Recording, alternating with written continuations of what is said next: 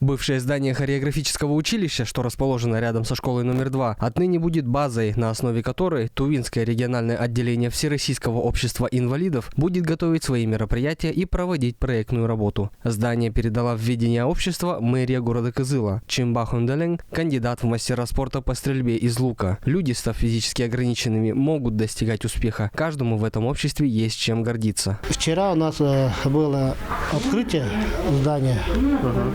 Пригласили гостей из Министерства труда и социальной политики Республики Тува и с мэрии города Кызыла и фонда социального страхования, с адаптивной школы по адаптивным видам.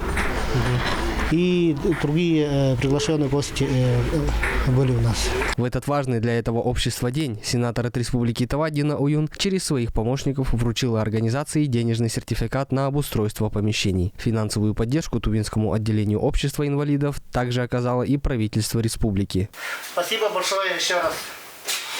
И хочу поздравить всех присутствующих, честь декады инвалидов. Всем желаю здоровья, счастья, благополучия в жизни. Еще раз спасибо большое.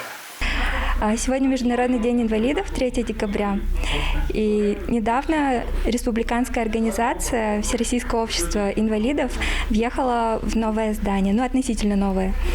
И для благоустройства этого здания Дина Ивановна поручила мне вручить денежный сертификат. Дина Ивановна Уюн, помимо своей основной работы как сенатора, поддерживает общество инвалидов Тувы и в дальнейшем готова оказывать содействие. Даян Данцурюн, Буян Монгуш, Мирана Иргит, Тува 24.